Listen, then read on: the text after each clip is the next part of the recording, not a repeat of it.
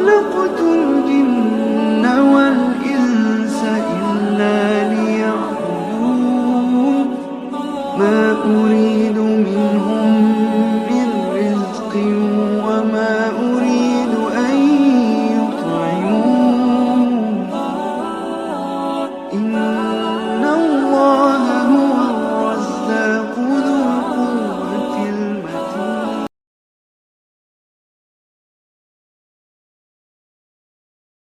ما شاء الله لا حول ولا قوة إلا بالله العلي العظيم. حسبنا الله ونعم الوكيل ونعم المولى ونعم النصير.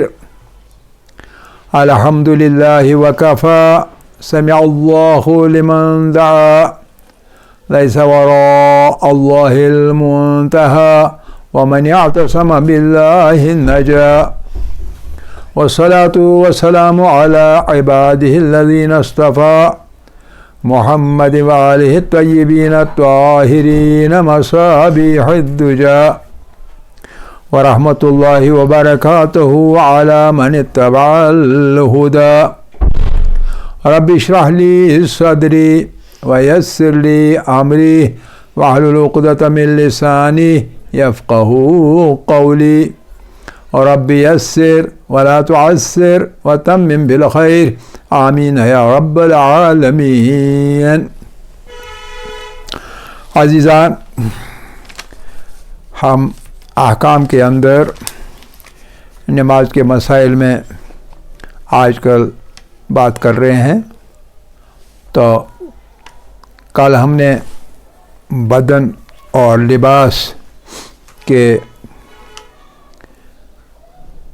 پاک ہونے یا نجس ہونے کی بات تمام کر لی. آج ہم نماز پڑھنے کی جگہ کے بارے میں بات کریں گے، اور وہ نماز پڑھنے کی جگہ شرائط نماز سے باہر.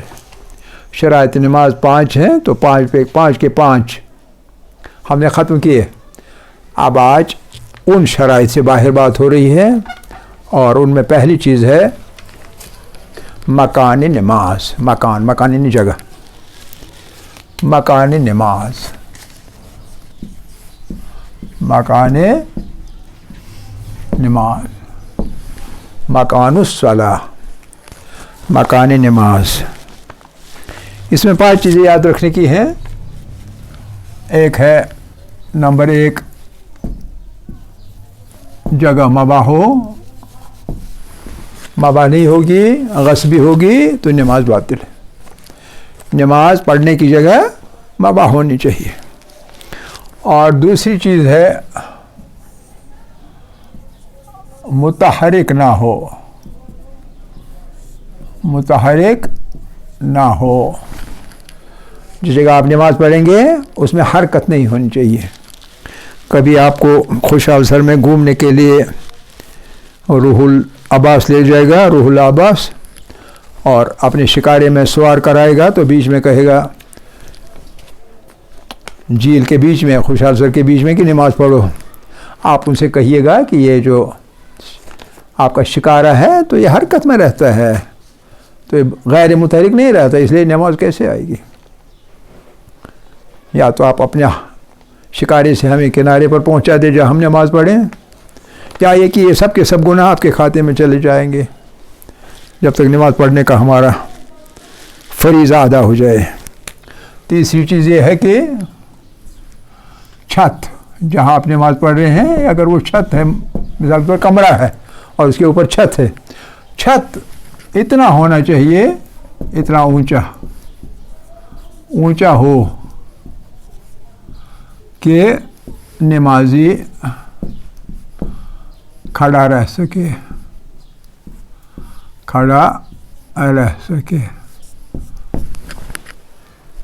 نمازی کھڑا رہنا چاہیے.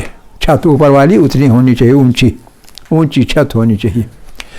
کہیں ایسا نہ ہو کہ زہیب عباس نے اپنے قد کے مطابق اپنا کمرہ بنایا ہو، اس کی چھت بالکل نیچے رکھی ہو اور ہمیں دعوت پہ لے جائے، اور یہ نہ سوچے کہ ہمارے اندر خان صاحب بھی ہے اور وہ تو जिस जगह वो नमाज पढ़ेगा उस जगह वो फट्टे वगैरह उठाने पड़ेंगे, तब जाके वो नमाज पढ़ सकता है। ऐसा नहीं होना चाहिए।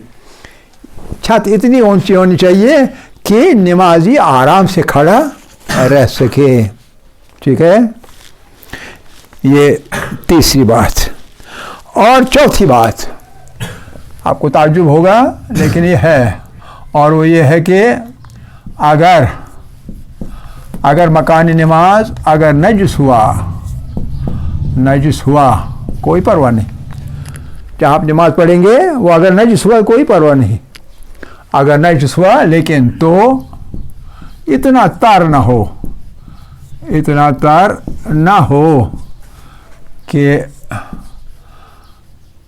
कि नजासत की तरी लिबास में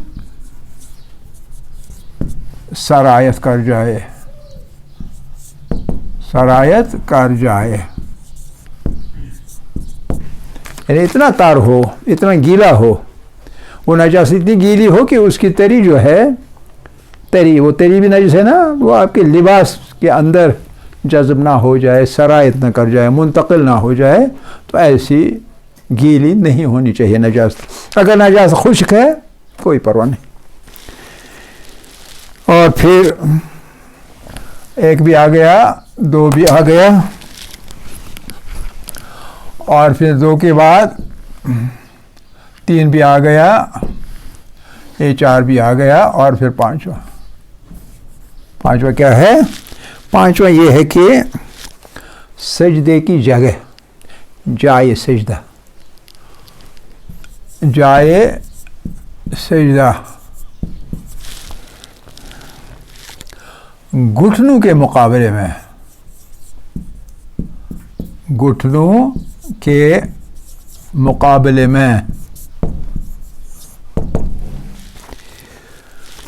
4 अंगुल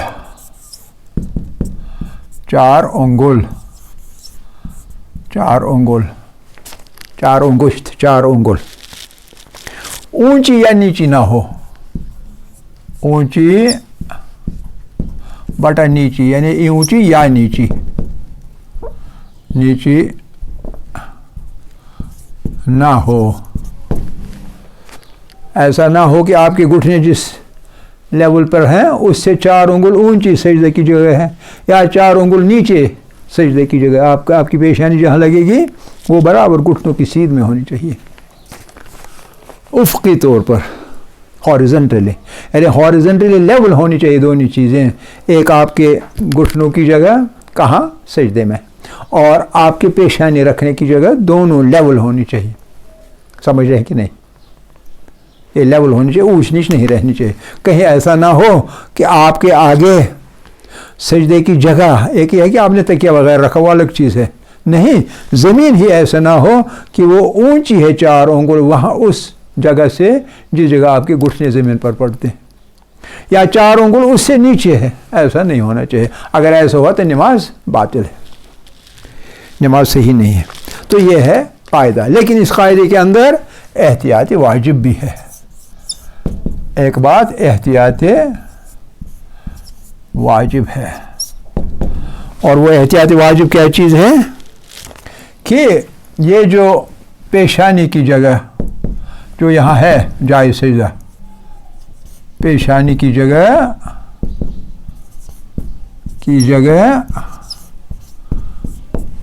पेशानी की जगह ऊपर से बिल्कुल वही है, ऊपर के रस्म मासला थे पेशानी की जगह। लेकिन पेशानी की जगह और पैरों की उंगलियों की जगह, उंगलियों की जगह में भी ये तफावत यानी फ़र्क, ये तफावत ना हो। तफावत यानी फ़र्क ना हो। एहतियात वाजिब क्या है कि पेशानी की जगह और पैरों की उंगलियों की जगह में भी ये तफावत ना हो। कौन सा तफावत? 4 उंगल वाला तफावत। یعنی گھٹنوں کا ہے ہی، گھٹنے آگے ہیں، پیچھے آپ کے انگلیاں زمین پر رہیں، کہیں وہ ادھر والی جگہ نیچے نہ ہو یا ادھر والی جگہ اوپر نہ ہو، تو اس میں بھی یعنی 3 چیزوں میں ایک لیول ہونا چاہیے. آپ کی پیشانی، آپ کے گھٹنے اور پاؤں کی انگلیاں، یہ تینوں چیزیں ہموار جگہ پر پڑھ رہی ہوں تب نماز درست ہے. یہ ہے نماز پڑھنے کی جگہ کے بارے میں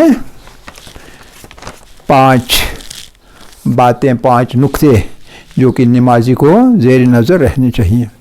تو اس کو چھوڑیے ادھر. اب آئیے، جگہ مباح نہیں ہے، جگہ مباح نہیں ہے جہاں آپ نماز پڑھ رہے ہیں، وہ مباح نہیں ہے، وہ غصبی جگہ، غصبی ہے. اس غصبی جگہ کے بارے میں کیا باتیں ہیں، کون سے قواعد ہیں، کون سے مسائل ہیں؟ غصبی منتظر ٹھہر گڑو چھوئی چلے تیل مجبوری کی غصبی ہے، ٹھیک ہے. غصبی مکان یعنی جگہ نماز کی غصبی ہے. تو اس کے بارے میں کچھ چیزیں ہیں اور وہ 7 ہیں، 7 چیزیں. اب ہم سیدھے ایسے لکھیں گے. نمبر 1، ایسی ملکیت ہو، جہاں آپ نماز پڑھ رہے ہیں وہ ایسی ملکیت ہے جس کی منفعت دوسرے کی ہے. ایسی ملکیت ہے جس کی منفعت کسی دوسرے کی ہے. جیسے مثال دوں گا، جیسے مثال کے طور پر آپ کہیں پڑھنے گئے اور وہاں اپنے کرائے پر مکان لے لیا، کمرہ لے لیا، تو وہ مسلمان کا نہیں ہے مثال کے طور پر، اور وہ غیر مسلم کا ہے، چاہے اہلی کتاب کا ہی ہو.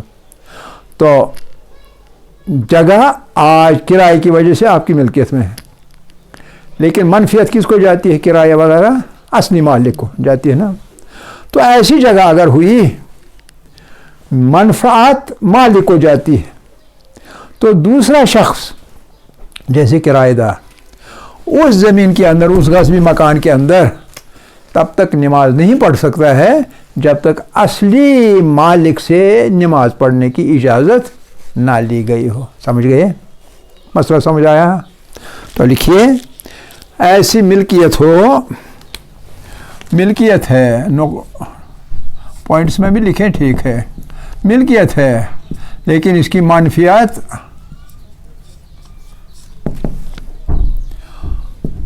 دوسرے کی ملک ہے، دوسرے کی ملک یعنی پراپرٹی ہے، ملک ہے، ملکیت ہے، اس کی منفعت کسی دوسرے کی ملک ہے، کسی دوسرے کی پراپرٹی ہے. اور اس شخص نے جس کی ملک ہے، اس نے چونکہ وہ مسلمان نہیں ہے، نماز پڑھنے کی اجازت نہیں دی. آپ کے رہنے کی اجازت دے دی، سب کچھ دے دیا، لیکن نماز پڑھنے کی اجازت نہیں دے دی.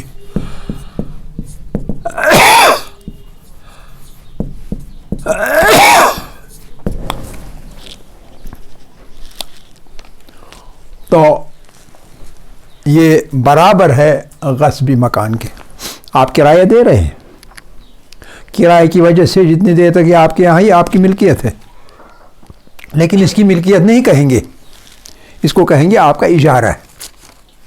آپ کرایہ دے رہے ہیں، آپ نے خریدی تو نہیں ہے، کسی اور کی ہے، مالک دوسرا ہے، اس نے آپ کو نماز پڑھنے کی اجازت نہیں دی.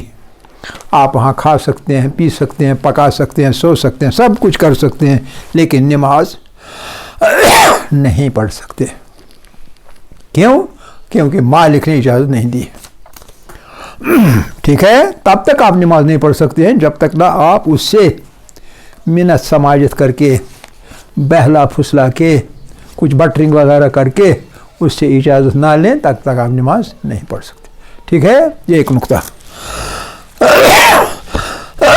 دوسرا نقطہ، یہ ایک نقطہ. دوسرا نقطہ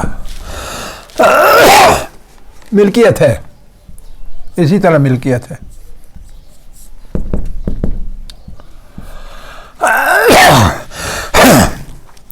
اس ملکیت میں دوسرے کا حق ہے، دوسرے کا حق ہے. ملکیت ہے، لیکن اس کی ملکیت میں کسی دوسرے کا حق ہے. یہ مثال ہے. جیسے مثال کے طور پر دو بھائی ہیں، باپ مر گیا، ایک بھائی وہاں موجود ہے تو اس کا نصف بنتا ہے. دو ہی بھائی ہیں، اس کا نصف بنتا ہے. تو جب تک وہ دوسرا بھائی کہیں ہے تب تک یہی ہے نا مالک. لیکن نہیں، جو اصلی مالک ہے وہ مر گیا، منتقل ہوا نصف کس کی طرف؟ ایک بیٹی کا طرف. دوسرے کی طرف منتقل ہوا وہ، مگر وہاں ہے نہیں. لیکن یہ مشخص نہیں ہوا کون سا حصہ کس کا ہے. نہیں ہوا نا. جب مشخص نہیں ہوا تو مانا کیا جاتا ہے؟ مانا جاتا ہے کہ دونوں مالک ہیں اس پراپرٹی کے. اس کو کہتے ہیں فقہ کی زبان میں جزءاً جزءاً. یہ الماری ہے، اس میں الماری میں بھی دونوں کا حصہ ہے.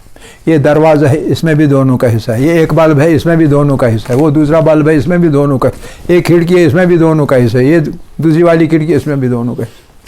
وہ والا کمرہ، اس میں بھی دونوں حصے دار. یہ بیچ میں گلی جاتی ہے، سیڑھی جاتی ہے اوپر، اس میں بھی دونوں حصے دار. الگ نہیں ہوا کچھ. تو جزءاً جزءاً دونوں مالک ہیں. اس لیے جو اس مکان میں رہ رہا ہے وہ تب تک مجاز نہیں ہے. اس میں رہنے کا مجاز ہے، لیکن نماز پڑھنے کا تب تک مجاز نہیں ہے جب تک اس کا دوسرا بھائی جو ہے وہ کسی طریقے سے کنوے کرے کہ آپ نماز پڑھ سکتے.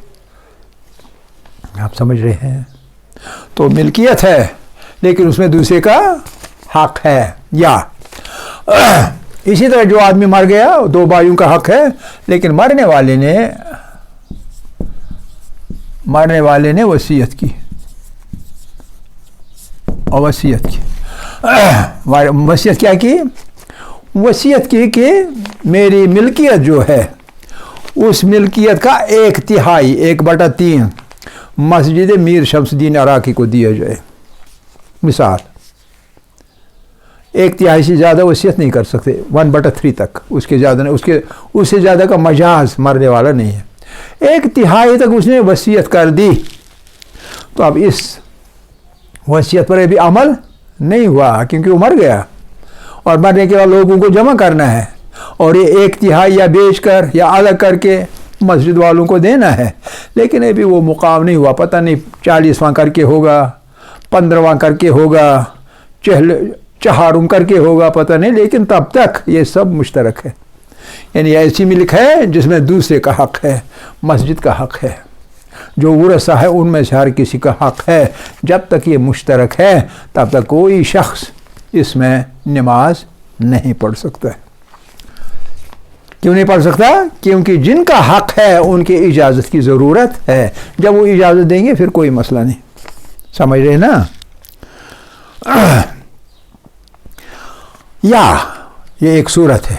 دوسری صورت یہ ہے کہ جو انتظامیہ کمیٹی ہے مسجد کی، جب تک ان کو جمع کیا جائے یا جب تک سب کے سب وارث جمع کیے جائیں اور پھر تقسیم کیا جائے گا یہ ورثہ مرنے والے کا، تب تک آپ کریں لیکن الگ رکھیں. 1/3 الگ رکھیں، اپنے ورثہ کا حصہ الگ رکھیں، مقرر کر دیں، الگ کر دیں. خود نہیں بلکہ عدول مومنین کے ذریعے سے، یعنی 2-4 مومنوں کو جمع کر کے ان کے ذریعے سے الگ کریں. پھر جو حصہ آپ کا الگ کیا جائے گا اس میں آپ نماز پڑھ سکتے ہیں، ورنہ نہیں پڑھ سکتے. یہ دوسرا نقطہ ہے. سمجھ گئے؟ تیسرا نقطہ یہ ہے جس کا آپ خیال نہیں رکھتے، اور وہ یہ ہے کہ آپ مسجد میں بیٹھے ہیں، مسجد میں لوگ بیٹھے ہیں،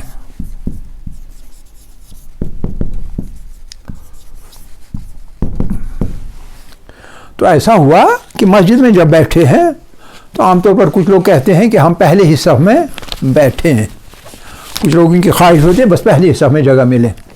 تو ایسا ہوا کہ سجاد صاحب نے اپنے وہ جو نا وہ تکونی رومال ہے وہ اپنے ادھر سے نکالی اور جہاں اس کو بیٹھنا ہے وہاں وہ رکھ لی، یہ نشانی کے کہ میری جگہ ہے، اور چلا گیا. لیکن دوسری صف میں بیٹھا تھا روح اللہ عباس، تو اس کی عادت ہے وہ ایک دم سے اٹھے گا اور اس کو ادھر کرے گا اور بیٹھے گا. آپ سمجھ گئے؟ تو گویا مسجد میں لوگ بیٹھے ہیں تو ایک کی جگہ دوسرا بیٹھا، ایک کی جگہ، یہاں میں نام نہیں لکھوں گا، ایک کی جگہ دوسرا بیٹھا، دوسرا بیٹھا، ٹھیک ہے؟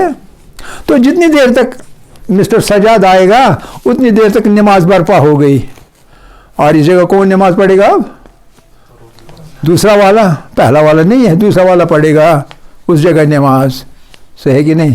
یہ کس کا حق تھا؟ اپنا قبضہ رکھنے والے کا۔ یہ صرف مسجد کا مسئلہ نہیں، کہیں آپ لائن میں ہوتے ہیں، تیل حاصل کرنا ہے، راشن حاصل کرنا ہے، کچھ اور حاصل کرنا ہے، تو اپنی لائن میں آپ اس جگہ بیٹھے ہیں، کوئی آیا اور یہ اور اس جگہ بیٹھ گیا، یا آپ کے پیچھے بیٹھ گیا، پچھلے والوں کا حق مار لیا، تو وہ بھی حرام ہے۔ تو لہذا ایسا کام کرنے سے نماز نمبر 2 نہیں پڑھ سکتا ہے وہ، کیوں؟ کیونکہ یہ دوسرے کا حق ہے، سمجھ رہے ہیں؟ تو اگر پڑھے گا تو اس کی نماز باطل ہے، صحیح نہیں ہے۔ اچھا، اس کو کیا کہیں گے؟ اس کو کہیں گے کہ دوسرے نے پہلے کی جگہ غصب کر لی، فقہ کی زبان میں اس کو کہتے ہیں دوسرے نے پہلے کی جگہ، حالانکہ مستقل اس کی نہیں تھی، ورنہ وہ کہے گا کیا آپ کے باپ دادا کی ہے، لیکن ایسا نہیں ہے، چاہے عارضی طور پر، جب تک اس کا وہ ہے نا عصائے پیر وہ وہاں ہے، تب تک یہ اسی کا حق ہے وہاں بیٹھنے کا، سمجھ گئے یا نہیں؟ تو بہرحال یہ ہے۔ اچھا، اب یہاں ایک اور مسئلہ ہے 3 کے ساتھ ہی نمبر 4، نمازی کو علم ہے، نمازی کو علم ہے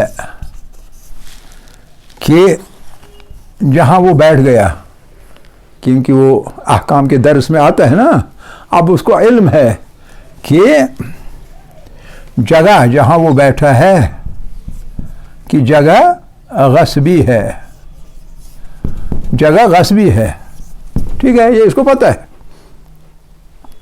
اس کو پتہ ہے یہ جگہ غصبی ہے میرے لیے، لیکن بہت کم دھیان دیتا ہے، اس لیے یہ معلوم نہیں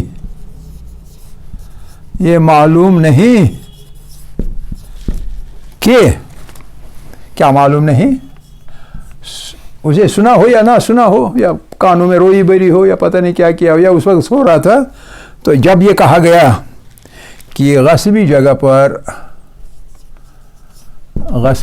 پر نماز باطل ہے، یہ چیز اس کو معلوم نہیں، کیوں نہیں معلوم؟ یہ وہ جانے، ہمیں کیا پتہ، یہ وہ جانے، یہ اس کو پتہ نہیں کہ غصبی جگہ پر نماز باطل ہے، تو وہ نماز پڑھے گا، کیونکہ پتہ نہیں، یہ پتہ ہے کہ جگہ غصبی ہے، لیکن یہ پتہ نہیں کہ یہاں نماز پڑھنا حرام ہے، اس لیے باطل ہے، اگر میں پڑھوں گا، یہ اس کو پتہ نہیں، تو اس نے نماز پڑھ لی، انجانے میں پڑھ لی، تو کیا وہ نماز صحیح ہے؟ نہیں، پھر بھی نماز باطل ہے، پھر بھی نماز باطل ہے، نماز باطل ہے۔ 4، کسی کی ملکیت ہے، 5، کسی کی ملکیت ہے،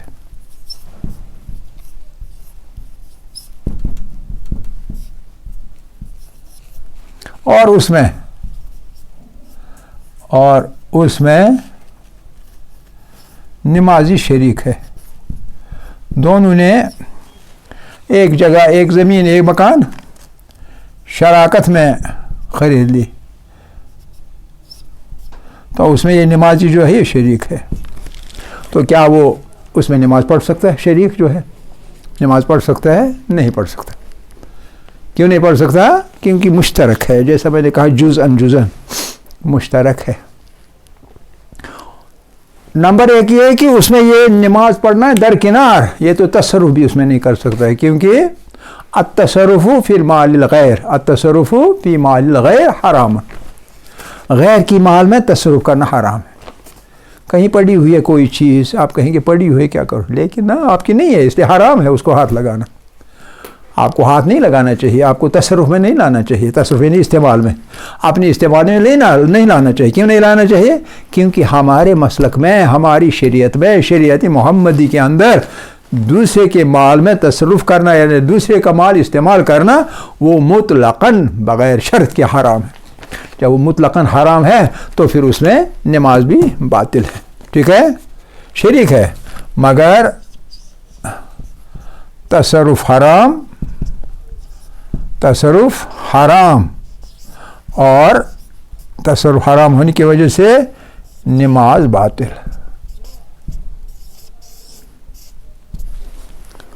صحیح، ٹھیک ہے.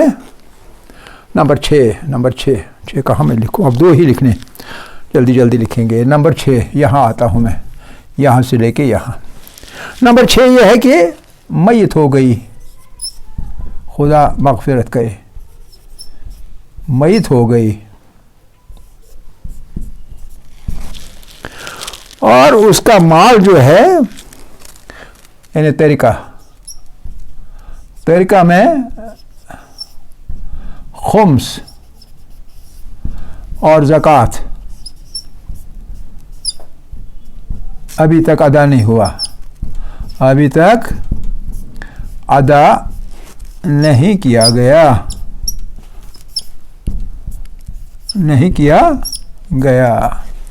حکم بعین ہی یہ والا حکم یہ والا ہے. یہ والا مطلب یہ کہ جب تک اس کا خمس الگ نہ کیا جائے اور زکوٰۃ الگ نہ کی جائے تب تک اس طریقے میں، اس مال میں جو کہ میراث میں ملے گی وارثین کو، اس کو ہاتھ لگانا، تصرف میں لانا حرام ہے، اور اس لیے اس میں نماز پڑھنا بھی باطل ہے. جب تک وہ زندہ تھا، آپ کا باپ ہے، چاچا ہے، کچھ ہے، اس نے اجازت دی پڑھو نماز، پڑھ سکتے ہیں، لیکن جو ہی وہ مر گیا آپ نہیں پڑھ سکتے، الا اگر اس کا جو یہ ہے خمس اور زکوٰۃ وہ ادا کیا جائے پہلے، نمبر 1، اور نمبر 2 شرکا میں بانٹی جائے.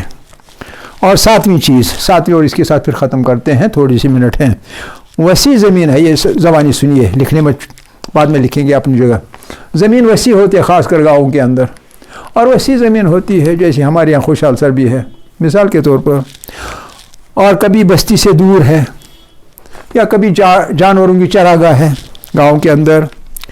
مالک راضی نہ بھی ہوں، گاؤں کے قریب وہ زمین مزروع ہے یعنی اس میں کسی کی کھیتی ہے، لیکن 4 دیواری نہیں لگی ہوئی ہے، تو اگرچہ اس مالک کے بچے کچھ دیوانے ہیں، اس مالک کی اولاد کچھ دیوانے ہیں اور کچھ بچے ہیں، پھر بھی اس زمین میں استعمال کرنے میں، چلنے میں، پھرنے میں، اس میں وضو کرنے میں، اس میں نماز پڑھنے میں کوئی حرج نہیں ہے. تو لیکن اگر یہ معلوم ہو جائے کہ وہ جتنے بھی مالک ہیں ان مالکوں میں سے کوئی ایک آپ کی نماز پڑھنے میں یا آپ کے تصرف کرنے میں راضی نہیں ہے، تب نہ آپ اسے تصرف کر سکتے ہیں اور نہ اس میں نماز پڑھ سکتے ہیں. آخر دعوانا ان الحمد للہ رب العالمین.